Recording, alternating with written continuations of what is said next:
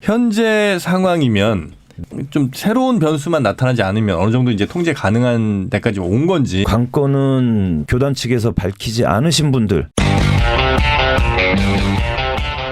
네, 요즘 걱정 말아요 서울이 아니라 걱정 많아요 서울이라는 분들이 많습니다. 네. 우리가 그렇게 걱정을 좀 안 하실 수 있게 여러 방송을 해봤습니다만 이제는 걱정을 하실 수밖에 없는 상황이긴 합니다. 그렇습니다. 코로나19 때문에 지금 굉장히 고민이 많고 걱정이 많습니다. 네.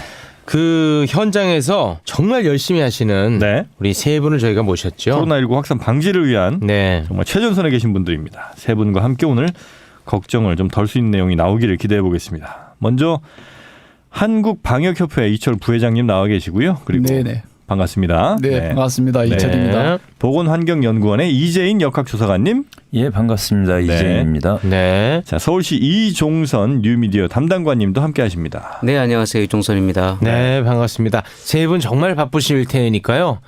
오늘은 정말 핵심되는 내용만 듣고 바로 현장으로 보내드리겠습니다. 요새 실제로 정말 많이 바쁘시죠? 네, 뭐 많이 바쁘죠? 네. 네. 세 분 중에서는 우리 역학조사관님이 제일 바쁘시긴 하겠죠. 뭐 다 바쁘시겠죠. 다 아, 바쁘시겠죠. 그런가요? 네. 현장에서 뛰시는 분들도 많으시고 그나마 제가 조금 여유가 된다고 할까요? 그러니까 이 자리에 나왔고 지금 현장에 계시는 역학조사관님들은 뭐 옴짝달짝 못하시는 네. 상황이고요. 자, 출퇴근 그렇습니다. 시간 배틀 한번 가겠습니다. 자, 우리 이재인 역학조사관님 몇 시에 네. 출근하시고 몇 시 퇴근하십니까 요즘에? 집에서 자는 날은 보통 6시 반쯤 출근하고요. 아, 퇴근은 보통 23시 이후에. 와, 너무 그리고 심하네. 퇴근 못하는 날이 이제 하루 건너 하루 정도 또는 3일에 한 번 정도 퇴근. 와, 아예 집을 못 가시는 거예요? 예, 그렇습니다. 이게 장기화되면 진짜 그게 걱정이 되네요. 건강도 좀 걱정이. 뭐 아직까지는 어떻게든 버티고 있는데 예, 그 장담은 못하죠. 네. 자, 이종선 담당관님. 저는 이재인 조사관에 비하면 상당히 양호한 편인데요. 네. 저는 7시 반 출근해서 한 21시? 아하. 이렇게 되면 너무 나태하죠. 자, 우리 이철 부회장님 가겠습니다. 아, 예. 저도 뭐 거의 주야가 요새는 좀 바뀌어서 살고 있는데요. 이제 낮에 나갈 때는 보통 5시에 집에서 나가고 새벽 있고요. 5시요? 예. 와. 5시에 나가고 있고 왜 그러냐면 이제 방역 특성상 네. 그 아, 출퇴근 사람들이 시간에? 예, 아. 그 시간을 피해야 돼서 아이고. 출근하기 전까지 예를 들어 소독을 다 끝내야 된다든지 예, 그런 것 때문에 밤에 한다든지 아주 새벽에 일찍 이렇게 가고 있고 저녁에 늦게 또 작업을 하고 있습니다. 아유, 다들 너무 고생하시고 너무 고맙습니다. 네. 근데 뉴미디어 담당관님은 코로나19와 관련해서 어떤 일을 하고 계십니까? 부서 자체가 네. 예, 홈페이지와 그다음에 SNS 그런 걸 통해서 현재 서울 지역의 확진 환자 현황이라든지 각 계속 자치구 업데이트 현황이라든지 하시는구나. 그것을 계속 업데이트를 하고요. 지금 여러 가지 시민들에게 알려야 될 내용들을 네. 홈페이지에 계속해서 알리는 그런 작업들을 하고 있습니다.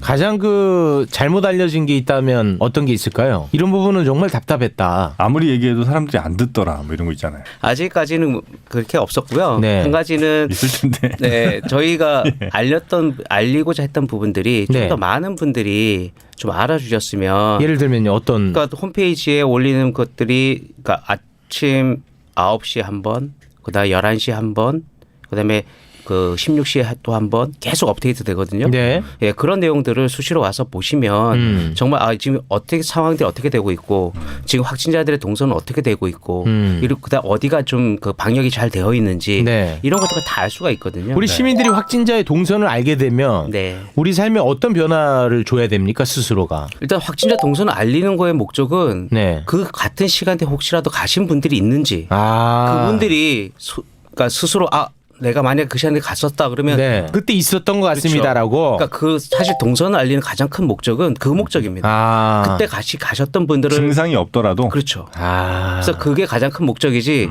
동선이 확 밝혀졌다고 해서 저기는 그 오염됐으니까 가지 말아야지 이건 아니거든요. 그건 아니죠. 예. 네. 사실 그래서 동선이 밝혀지면 바로 여기 계신 그 방역협회장님께처럼 이 방역을 다 바로 하거든요.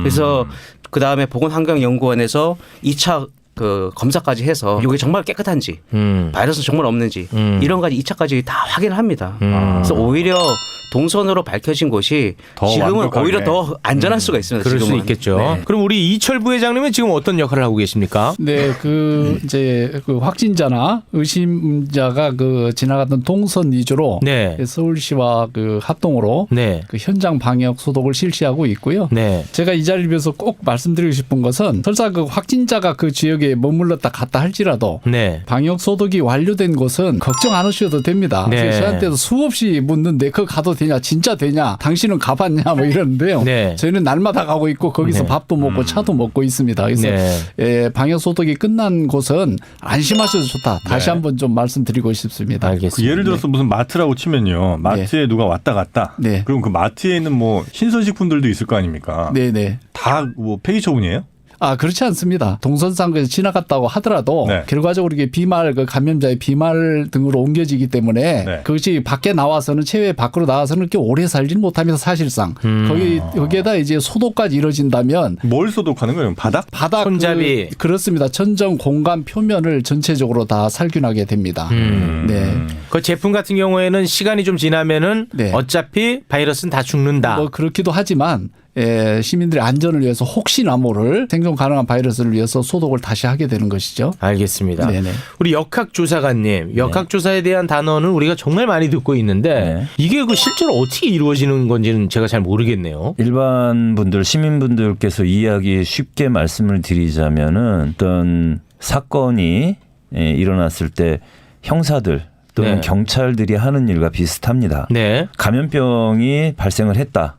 그러면은 언제, 어디서, 누가, 어떻게 감염이 됐는가를 조사하는 거죠. 그 어떤 식으로요? 주로 이제 많이 쓰는 것들이 일단은 누구냐에 해당하는 문제인데 감염병에 걸린 사람이 맞느냐를 저희가 판단을 해야 되거든요. 그래서 저희들 쓰는 용어로는 이제 사례 정의. 코로나 같은 경우는 그래서 초창기에는 뭐 우한을 다녀와서 발열이 있으면서 이런 식으로 처음엔 사례 정의가 됐고 네. 지금은 이제 확대가 됐죠. 뭐 우한이라든지 중국이라든지 이런 어떤 특정 지역을 명시한다기보다는 지금 현재는 확장된 거는 그냥 의사 선생님이 증상으로 봐서 그 사례 정의에 넣을 수도 있고. 제가 그럼 구체적으로 하나 여쭤보겠습니다. 지금 시각 기준으로 신천지 교인분들의 95%를 전수조사했다. 이런 보도가 있더라고요. 이거 어떻게 하는 거예요? 이분들? 저는 일단 지금 현장에 나가지 못하는 상황이고 네. 검사 쪽을 더 비중 있게 저는 다뤄야 되는 입장이기 때문에 그래서 전부 다를 알 수는 없는데 일단 착각하시기 쉬운 게 전수조사와 전수검사라는 말이 좀 혼용해서 쓰고 계세요. 전수조사라는 것은 그러니까 쉽게 말씀드리면은 자 신천지 교인이라고 명단을 어쨌든 확보를 했습니다. 네. 거기에 빠진 게 있고 없고는 차후의 문제고 그렇죠. 확보한 명단에 대해서 연락 가능하신 분들한테 전화를 다 드리죠. 전화로 일단 합니다. 그래서 일단 현재 증상이 있느냐, 열이 있느냐 없느냐, 또는 뭐 마른 기침이 있느냐 없느냐, 뭐 목이 아프냐 안 아프냐 등등 증상을 여쭙고 전화도요. 네, 주로 전화로 그럼 합니다. 거짓말일 가능성도 배제할 수는 그거 없네요. 배제할 수 없고요. 그리고 문제가 됐던 뭐 2월 중순경에 그 대구 집회에 다녀왔느냐? 다녀왔느냐 안 다녀왔느냐. 그거 역시도 뭐 만약에 다녀왔다면 이제 그 다음부터는 뭐 뭘 타고 다녔느냐, 누구랑 같이 다녔느냐 이제 자세히 들어가겠지만 네. 그런 것들이 조사에 해당이 되는 거고요. 네. 이른바 역학 조사라고 하는 부분이 바로 이런 것들을 얘기하는 거고 네. 전수 검사라고 하면은 네. 지금 현재 어쨌든 밀접 접촉자라 하더라도 위험 지역을 다녀왔다 하더라도 증상이 있어야 검사를 하게 돼 있어요. 그래야 무료로 검사를 할 수 있습니다. 두 개를 혼용해서 쓰시면 안 되고 지금 대부분 전수조사를 했더라고 말이 되는 것들은 그 전화로 확인 가능하신 분들의 지금 현재 상태를 확인했다 정도로 이해하시면 될 것 같습니다. 네. 혹시 그 확진자가 네. 우리 역학조사관님들께 내가 다녀왔던 장소를 이렇게 쭉 얘기를 할 거 아닙니까? 네. 확진자의 어떤 그 개인적인 아주 좀 내밀한 프라이버시 네. 때문에 한 군데 정도, 두 군데 정도는 빼고 얘기할 수도 있잖아요. 많이 빼고 말씀하시죠. 실제로 모텔 같은 경우는 뭐 무조건 뺀다고 봐야겠죠.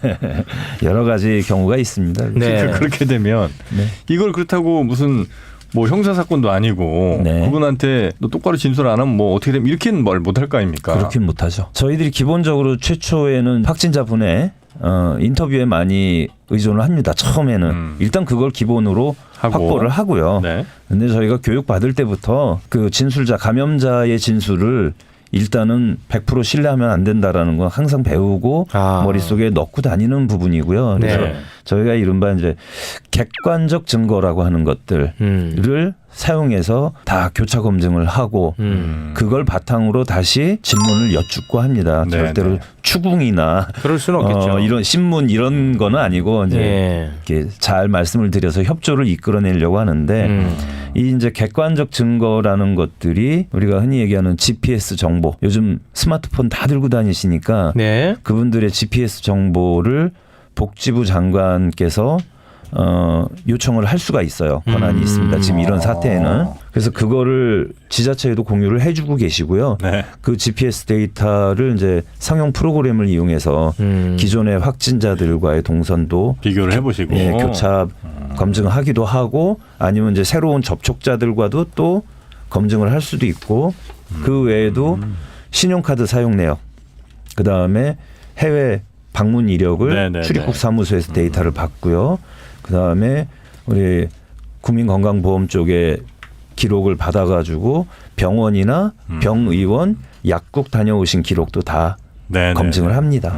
그런 데이터를 바탕으로 다시 여쭈어서 기억이 안 나서 빼뜨린 부분도 생기고요. 그렇죠. 당연히 고의적으로 말씀 안 하시려고 하는 부분도 있고 네네. 예, 그렇습니다. 얘기만 들어도 이게 얼마나 복잡한 상황인지 알 수 있을 것 같다는 생각이 드네요. 네. 이 지금 현재 메르스 때와 비교했을 때 지금 서울시 내 상황만 놓고 봤을 때 굉장히 그 심각한 상황입니까? 어떻습니까? 일단 메르스를 이제 많이 비교들을 하세요. 다른 네. 인터뷰 때도 기자님들도 그거 많이 말씀을 하시는데 메르스 때는 대한민국이 좀 준비가 안 돼 있었다라는 건 사실이었고 네. 그거에 비해서는 지금은 많이 준비가 돼 있죠. 그다음에 메르스 같은 경우는 철저하게 병원 내 감염이었었어요. 네. 모든 환자들이 병원에 입원해 있는 상태에서 병원에 찾아오신 다른 환자나 다른 가족들한테 전파되는 슈퍼 이 전파가 루트였습니다. 있었죠. 지역사회에서 감염은 단 한 건도 없었군요. 확인된 바가 없었습니다. 네. 그런 데 비해서 이 사태는 지금 코로나 같은 경우는 초반부터 지역사회 감염이 확인이 됐었죠. 네. 예를 들면은 병원이 아니고 가정 내에서 이제 전파가 이루어졌던 거고 청도 대남병원처럼 병원 내에서 감염된 경우들도 많이 있지만 대부분이 지역 내에서 특정 종교를 중심으로 네. 확산이 된 거기 때문에 그런 부분이 가장 큰데 서울이라는 지역만 한정을 해서 보자면은 대구나 경상도 분들한테는 좀 죄송스러운 말씀이지만 아직까지는 통제 가능한 범위라고 저희는 판단을 하고 있어요. 그렇군요. 서울시는 산발적으로 매일 뭐 몇 명씩 새로운 확진자가 나옵니다마는 그분들은 다 어디서 전파되는지 대부분 확인이 되고 있고 네. 접촉자 관리 빠르게 되고 있고 하기 때문에 크게 걱정은 안 하셔도 될 거라고 알겠습니다. 생각합니다. 그럼 신천지 관련해서 우리가 굉장히 걱정이 많은데 우리 이철 부회장님, 네네. 신천지 관련 장소, 건물 이런 곳은 방역이 다 끝났습니까? 지금 끝난 곳이 대부분이고요. 네. 지금도 지금 진행되고 있고요. 네. 또 확진자가 계속 늘고 있기 때문에 네. 예, 계속 지금 하고 있다고 말씀드려야 될 것 같습니다. 예. 하루에 몇 군데 정도 이렇게 하신다고 혹시 뭐 그거는 이제 저희가 그 회원사가 그 개별로 이루어지고 있어서요. 방역 업체가 여러 개가 있는데 그 중에 이제 그렇습니다. 네. 뭐 6천여 업체가 있기 때문에요. 예, 예, 그렇게 산발적으로 이루어지지만 결과적으로 이제 그렇게 진행되고 있습니다. 네. 참고로 말씀을 드리면 홈페이지에 신천지 방역 현황도 올라가 있어요. 뉴미디어 담당관님. 네, 시 홈페이지에 보면 신천지 현재 시설들, 그러니까 신천지에서 서울시에 통보한 장소, 네. 거기에다가 지금 여러 그 시민분들이 제보해 주신 거 다 취합해가지고 지금 총 그때 저희 시에서 브리핑할 때 236개 정도의 장소가 서울에 있다. 네. 근데 현재 188개가 네. 방역이 다 끝냈습니다. 음. 그리고 나머지 한 60여 개는 네. 지금 확인이 안 되는 부분들이 있어요. 장소가 정확하게 네. 그게 안 되는 부분이 있어서 그 부분들은 계속 해 나갈 건데 지금까지 188개의 방역이 완료가 됐고 그러니까 시설의 주소라든지 현재 방역이 어떻게 되어 있는지까지 홈페이지에 다 게시가 되어 있습니다. 지도로도 볼 수가 있습니다. 네. 거기에는 드러나지 않은 사각 장소도 있을 거라고 우려하고 있습니까? 그렇죠. 그러니까 처음에 통보를 받았을 때는 169개였어요. 최초에는요. 예. 네. 여러 다른 루트로 입수받은 그런 정보를 통해서 봤더니 최종적으로 236개였었고요. 네. 그래서 그 중에서도 확인이 안 된 부분을 제외하고 나머지 주소 확인이 된 버스를 다 방역을 끝냈더니 현재 숫자가 188개였습니다. 그걸 계속해서 발굴하고 예, 계신다는 그럼요. 거죠. 나오면 바로 또 그 방역을 또 실시하고 지금 188개는 철저하게 다 폐쇄하고 네. 방역까지 다 완료가 되어 있는 상황입니다. 네. 지금 혹시 이게 아마 듣는 분들이 제일 궁금해하실 것 중에 하나가 방금 누가 기침하셨죠? 저요. 참 그거 좀 그러지 않았으면 좋겠습니다. 지금. 기침 나오는 건 해야지 어떻게 해. 이거는 저기 제 그냥 습관 같은 거예요. 아, 습관이라고. 야, 습관이라고 거짓말한다.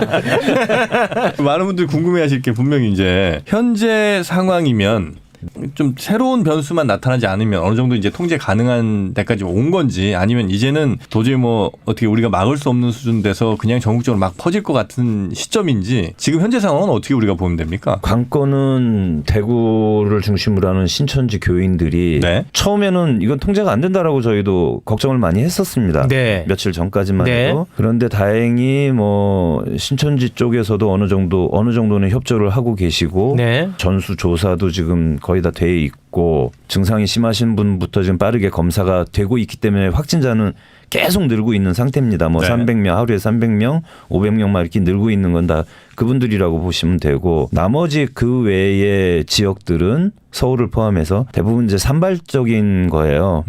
그래서 그런 정도는 우리 역량이면 충분히 통제가 가능하다라고 믿고 있고 그래서 이번 주말까지만 특별한 큰 변수가 생기지 않는다면 네. 거기도 대구 경북 지역도 어느 정도 통제권 안에 들어올 것이고 다른 지역들도 충분히 지금 정도 하루에 몇 건 뭐 10여 건 안팎 이 정도는 우리가 충분히 통제 가능하다. 아. 다만 걱정되는 바는 교단 측에서 밝히지 않으신 분들 그렇지. 그분들이 지금 얼마나 어디로 흩어져 있느냐 그리고 거기에서 흩어진 곳에서 얼만큼 활동을 하시느냐가 이게 관건이라고 저는 봅니다. 네. 아무튼 뭐 그런 특별한 변수가 없는 한 뭐 한두 주 내에 진정 국면으로 갈 것이다. 이렇게 네, 정리합니다. 네, 저는 그렇게 믿습니다. 자, 서울시 클린존.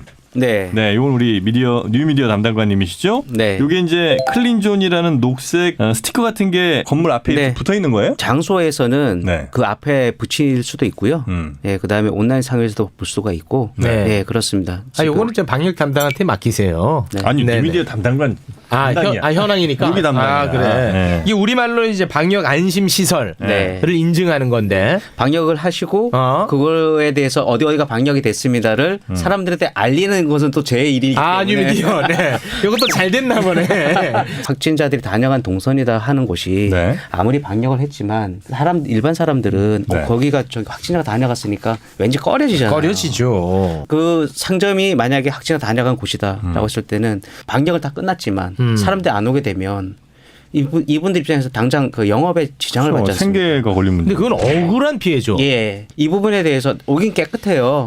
라는 것을 어떻게 좀 도와드릴까 하는 마음에서 시작한 아, 거예요. 그렇게. 예, 그래서 이곳은 이미 다 방역이 끝났기 때문에 오히려 안전한 곳입니다. 네. 그래서 마음껏 이거 이용하셔도 됩니다라는 걸 좀 알리고 싶어서 예, 그거를 이제 온라인으로도 알리고 오프라인으로도 알리고 싶어서 그렇게 해서 한번 만들어 본 겁니다. 네. 오히려 안전하다. 이 말이 굉장히 예. 중요한 말 같습니다. 예. 근데 네. 거꾸로 처음에 저희들이 이것을 알리는 건 어떨까 했을 때 우려가 됐던 부분들이 네. 실제 그 업소 사장님들께서 안 하겠다라고 하실 가능성이 크다라는 거예요. 그러니까. 거꾸로 사람들이 지나가다 그 마크를 보면 여기 다녀갔던 곳이네. 아, 그럴 수 있겠네 또. 그래서 가려다가 깨림칙해서 안 가는 가능성도 있겠다. 아. 그래서 이거는 우리가 동선에 있는 시설이라고 해서 무조건 붙일 게 아니라 원하는 데만. 원하시는 곳만 그렇지. 가서 붙이는 게 좋겠다. 원하시는 데가 많아요, 근데. 예, 최근에 점점 많아지고 있고요. 네. 홈페이지에 실제 게시판에 예를 들면 뭐 어린이집 같은 경우도 네. 우리도 붙이고 싶어요. 그러니까 전혀 동선이 아님에도 불구하고 오히려 이거 붙이고 싶어요 하는 것도 계시고요. 그런 데는 붙여주면 안 예. 되죠. 아니죠. 저희가 클린존이 두 종류입니다. 어떻게 해죠? 첫 번째는 확진자 동선에 걸쳐져 있는 해서 방역이 완료된 곳을 알리는 게 하나가 있고요. 네. 미리 방역한 곳이 있고. 예. 두 번째는 많은 시민들이 이용하는 다중 이용 시설들입니다. 경로당, 학교, 어린이집, 유치원, 그다음에 음식점, 네. 네, 그다음에 그 대형 마트 이런 곳들. 그런 데는 방역을 미리 한 거예요? 그러니까 선제적으로? 예, 선제적으로 본인들이 우리는 차라리 미리 방역하겠다. 아. 그리고 이거에 대해서 인증을 받겠다. 그래서 사실 그 인증 그러니까 이 완료가 됐다라는 걸 보여주는 게 또 클린존 마크가 네. 되겠습니다. 아. 근데 이게 우리 저 방역협회 부회장님께서 네. 말씀해 주셔야 될 것 같은데 네. 이게 한 번 소독했다고 끝날 건 아니잖아요. 예를 들면 한 번 했어요. 근데 네. 다다음 날쯤에 확진자가 다녀갔어요.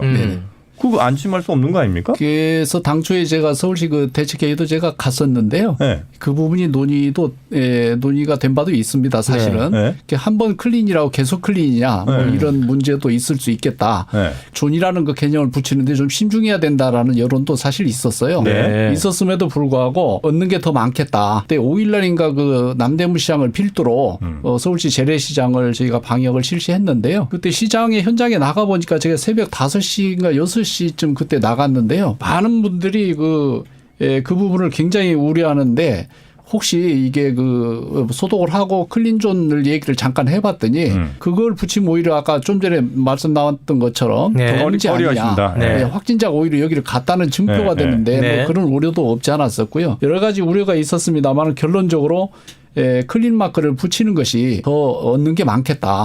그래서 시민들한테 여기는 깨끗한 곳이니까 와서 이용해도 좋겠다 네. 하는 것을 우리가 공개적으로 얘기하는 게 좋겠다 이런 부분이었고요. 네. 방역을 한 번 했다고 그게 계속해서 클린은 아니지만 또 다른 확진자가 그 동서산 그를 다시 지나갔다든지 네. 정식 확인되기 전까지는 네. 클린으로 봐야 될 겁니다. 클린이니까 그 전까지는. 네. 그 부분이 다 왜냐하면 보시면 될것 저는 같습니다. 서울시 걱정을 해서 그런 거예요. 네. 왜냐하면 어떤 확진자 나왔어. 근데 알고 보니까 그 클린존이라고 한 데에서 만약에 내가 올랐어요. 그런 경우에 서울시에 야 클린존이라고 네. 해갖고 내가 맘 놓고 갔더니 이게 무슨 저희가 꼴이냐. 처음에 논의할 때도 그 부분이 있었습니다. 네. 예, 충분히 그런 그러니까 경우의 수도 발생할 수 네, 있다. 그럴 수도 있겠네. 예, 그래서 다중 이용 시설 같은 경우에는 그러니까 최근 방역일을 기입을 하고 그럼 그다음 방역 괜찮겠네. 주기가 이틀에 한 번이든 그럼 딱 떨어져. 3일에 한 번이든 됐어. 그거를 명시하게끔 하자. 두 번째 확진자 동선 같은 경우에는 맞아. 1차로 방역이 다 끝나면 2차로 보건환경연구원에서 검체 채취까지 해서 실제 이 역학 조사관들이 그렇지. 검사까지 해서 실제 정말 안전한지 그렇지. 그걸 보고 그 정말 안전하다고 했을 때 인증하고 대신 야, 또 정희 씨 예리했어. 예. 왜냐하면 이거 악용하는 놈들이 예. 있다니까. 서울시 지금 엉망이다 행정. 클린하다고 해서 했더니 야 예리해 좋았어요. 저희가 처음에 준비할 때 그 충분히 나올 수 있는 거다라고 싶어서 이용하는 애들이 있다니까요. 이런 시국에. 깨끗함에도 불구하고 또 와서 하면 바로 또 방역이 될 거고요. 그럼 그렇지. 다시 또 보건환경연구원에서 다시 또 2차 검사까지 들어가서 깨끗한 걸 다시 확인할 거고. 사실 그래서 그런 지역만 그런 곳만 올리자. 네. 그래서 지금 서울 관내 확진자 동선으로 나온 지역이 지도상으로 거기 다 표시가 되거든요. 네. 거기 한 141개 장소가 다 방역이 다 끝났다라고 거기 표시가 되고요. 확실히 방역하면은 다 박멸되는 거는 맞군요. 뭐 믿으셔도 됩니다. 그건 확실하군요. 네, 그 부분은 저희가 이제 방역을 할 때 네. 뭐 약품이나 기술 장비 이런 것도 고려하지만요. 그 다음에 이제 바이러스가 최적 환경에서 살 수 있는 이 시간이라든지 날짜 이런 것까지를 고려합니다. 네. 그래서 조치 이후에 시민들이 활용해도 좋겠다라고 저희가 하는 부분이기 때문에 그런 부분이 다 고려되고 있습니다. 그래서 안심하고 이용하셔도 관계없겠습니다. 혹시 네. 바이러스들이요. 네네. 그냥 마트 간다고 생각하면 네. 여러 재질의 뭐 손에 닿을 만한 것들이 있잖아요. 네네. 예를 들면 문 열 때 버튼이라든지 그렇습니다. 아니면 손잡이 쇠로 된 스테인리스라든지 어느 쪽이 좀 더 바이러스가 오래 삽니까? 그 유리라든지 네. 이게 그 코팅된 표면 나무라든지 네. 타일이라든지 그다음에 문고리 스테인레스 문고리 네. 뭐 이런 부분에서 더 오래 사는 걸로 돼 있습니다. 일반적으로는. 네. 그렇지만 이제 그 온도라든지 습도 뭐 이런 것들 그게 중요하겠죠. 환경과 관계가 있고요. 저희가 소독을 하고 뒤에 다시 그 BI라는 검사 추출물을 통해서 검사도 해봅니다. 나름 네. 소독이 됐는지. 대부분은 더 저희 그 기준에 다 부합해서 방역이 끝났다라고 말씀드린 거 이후에 또 역학조사라든지 이런 걸 통해서 다시 한번 또 검증하기 때문에 네. 아무 문제 없다고 봅니다. 알겠습니다. 네. 이 정확한 데이터가 있는지 모르겠습니다만 확진자와 제가 어느 정도 밀접하게 어느 기간 동안 함께 있어야 감염된다 이런 데이터가 혹시 있습니까? 그런 부분은 결국은 사람을 놓고 실험할 수는 없기 때문에 네. 이런 건 대부분 이제 통계적인 기법을 활용을 합니다. 네. 그리고 이 코로나 바이러스 같은 경우는 감염 루트가 주된 감염 루트가 비말이죠. 침방울. 대화를 하면서 입을 열고 있을 때 감염자의 우리 눈에 잘 안 보이는 침방울들, 미세한 침방울들이 튀어서 그게 상대방 입이나 얼굴에 또는 손에 닿고 그 손이 다시 입으로 가는 이런 코나 입으로 가는 이런 경로를 주로 가지게 되는데 저희가 통계적이라고 얘기를 하는 부분이 바로 그런 거죠. 비말이 그럼 어느 정도 크기냐 어느 정도 사이즈냐라고 했을 때 직경 5마이크로미터 이상을 비말이라고 하고요. 네. 또 얘네들이 통상 2m 정도 거리를 날아가더라. 2m. 예, 예. 여기까지는 통계 영역인데 네. 그거보다 좀 작은 애들도 생길 수 있죠. 그렇죠. 당연히. 그럼 좀 더 멀리 나갈 수도 있고요. 예. 통상적으로는 아무튼 뭐 보도되는 걸 보면 2m 내 15분 뭐 이런 얘기가 있는 것 같더라고요. 가장 주요한 그 감염 루트는 마주보고 있는 거예요. 마주보는 우리처럼 거. 아. 2m 거리 안에서 이렇게 마주보고 네. 대화를 나눈다든지 네. 아니면 마주보고 밥을 먹는다든지 근데 2m나 떨어졌는데도 계속 침방울이 그럼 제 입으로 들어오고 있는 거예요? 그 올 수 있죠. 예. 평상시에도 그렇습니다. 야, 바이러스를 떠나서도 좀 불쾌하네요. 네네. 아, 입 말고 혹시 귓속말은 괜찮습니까? 귓속말까지는 글쎄 데이터가 없는데요. 그런 사례는 제가 들은 바가 없어요. 아, 그렇습니까? 예. 네. 네. 아, 귓속말. 왜냐면 주식 정보를 보통 귓속말로 듣기 때문에 이번에 귓속말을 많이 이용하십니다. 그리고 네. 이제 또 하나의 그 주된 감염 루트가 메르스 때도 그랬었고 이런 감염병들이 주로 남자분들 중에서 그 스모커들한테 좀 자주 나타나요. 스모커? 예. 담배피면서 흡연자들. 왜요? 요즘은 이제 웬만한 장소에서는 담배를 필 수가 없잖아요. 네. 그래서 아, 모여 있구나. 큰 건물이어도 굉장히 한정된 곳에다가 아. 잿더리 한두 개 놔두거든요. 그리고 그러면서 훅 부으니까. 습관적으로 둥그렇게 모이게 되겠죠. 네. 거기서 담배라는 행위는 계속해서 폐 깊은 곳까지 숨을 들이쉬었다가 훅 내뿜으면은 그리고 침도 많이 뱉는 사람도 있고요. 뭐 피차 간에 서로 서로 아, 예. 이거는 예리한 그 경로가 굉장히 주된 경로 중에 하나예요. 아, 실제로 그런 통계가 있습니까? 통계가 아니고 이건 사례들이 있죠. 사례 있습니다. 예, 사례 있습니다. 메르스 때도 있었고요. 외국에서도 있었고요. 우리나라에서도 확인된 거 있고 다 있습니다. 그렇군요. 알겠습니다. 자, 그럼 끝으로 각자의 자리에서 우리 시민분들에게 당부하고 싶은 거 한 말씀 하시면서 마무리를 짓죠. 자주 손 씻는 건 그만. 그만하고 마스크 쓰고 이거 그만해 이제. 수도 없이 많이 했어. 아, 제가 먼저 네, 뉴미디어부터 들어갑니다. 예, 그저께죠. 그 대한의사협회에서 그 대국민 공고문을 낸 적이 있습니다. 이번 주랑 다음 주가 상당히 중요하다. 네. 그래서 사회적 거리두기를 좀 하자. 그 대한의사협회에서 그래서 서로 간에 이동도 좀 가급적이면 모이는 것도 좀 줄이고 네. 가급적이면 집에 있고 서로 만나서 이렇게 침 튀기는 일을 하지 말았으면 좋겠다. 아, 사회적 거리를 좀 넓혀라. 예, 그래서 오늘 왜 불렀냐? 전화 연결해도 되는데. 아닙니다. 코로나19 사태 터지고 나서 맨날 나오는 얘기가 이제 당분간 앞으로 2주가 중요하다. 또 다음 주 되면 또 앞으로 2주가 중요하다. 계속 그 2주가 중요하대. 그게 이 코로나의 잠복기가 14일이기 때문에 14일이라고 지금 네. 계산을 하고 있기 때문에 그래서 네네. 앞으로 2주가 중요한 거예요. 그러니까 계속 2주가 중요하니까 우리 역학조사관님 위치에서 당부하고 싶은 말씀. 앞에서 뭐 개인위생 얘기하지 말라고 했고. 그 얘기는 너무 많이 했으니까 예. 다 열심히 근데- 하시더라고. 그리고 근데 뭐 나중에 이제 편집 때 자르셔도 괜찮은데 재밌는 게 우리가 15년 메르스도 그렇고 그 전에 신종플루 때도 그렇고 2003년에 사스 때도 그렇고 이게 딱 발생하잖아요. 그럼 뉴스에서 막 계속 나오죠. 거의 전 세계적으로 식중독이 사라집니다. 아. 손 씻기라는 게 아무리 강조를 해도 야. 부족하지 않다라는 말씀 드리고요. 개인적으로 이 말씀은 꼭 드리고 싶은 건데 15년하고 지금하고 달라진 가장 큰 게 질병관리본부하고 저희 그 지자체 감염병 담당자들, 대응 인원들, 조직들의 마음가짐이 바뀐 게 있어요. 뭐냐면은 예전에는 뭘 하려고 하면은 좀 무서워요. 공무원들은 이거 괜히 나중에 내가 책임지는 거 아닌가. 뭐 괜한 짓 했다고 질책당하거나 뭐 감사받는다든지 이런 거 걱정을 하죠. 근데 지금은 그런 게 별로 없는 게 15년도에 한번 겪었고 작년인가 재작년에 우리 그 강원도 산불 났을 때 네. 전국에서 소방차들 막 달려가는 거를 정말 온 장관이었습니다. 국민이 환호하고 응원해 줬던 기억. 질본도 그렇고 저희들도 그렇고 그런 믿음은 있어요. 자신감. 우리가 이걸 해결하기 위해서 어떤 좀 선제적이고 과감한 선택을 하더라도 국민들이 지지해 줄 것이다라는 믿음이 이제는 생겼어요. 그래서 앞으로도 저희 질병관리본부와 저희 각 지자체들을 믿고 더욱 더 믿고 성원해 주시면은 네. 저희들 최선을 다해서 앞으로 더 잘 준비하겠다라는 말씀을 드리겠습니다. 알겠습니다. 자, 우리 방역 네. 이철 부회장님. 네네.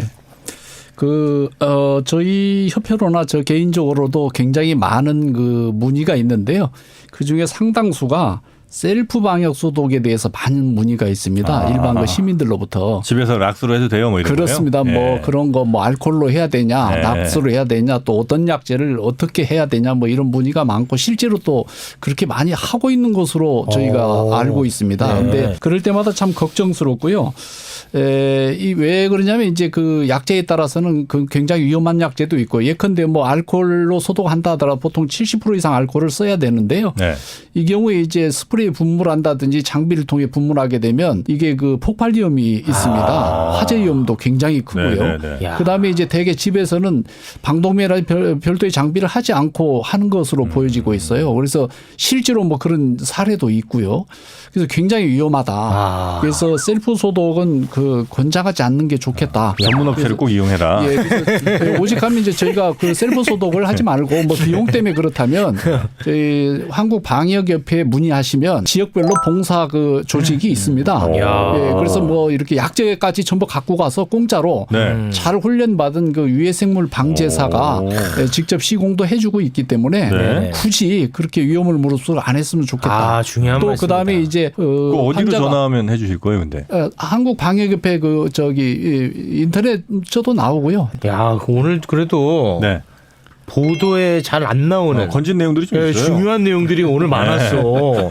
오늘 괜찮은 시간이었고 뜻깊은 시간이었습니다. 자, 오늘 함께 해주신 세 분 너무 감사하고요. 앞으로도 2주 이상 열심히 우리를 좀 지켜주시기 바라겠습니다. 네, 너무너무 고맙습니다. 고맙습니다. 네, 박수 한번 쳐드려야 돼. 힘내시라고. 걱정 말아요 서울 여러분의 소중한 의견들로 만들어집니다. 팟빵 채널 통해서 댓글 남겨주시고요. 서울@팟빵.com으로 여러분의 다양한 의견 보내주시면 감사하겠습니다. 저희는 다음 주에 다시 돌아오겠습니다. 함께해 주신 여러분 고맙습니다. I see you.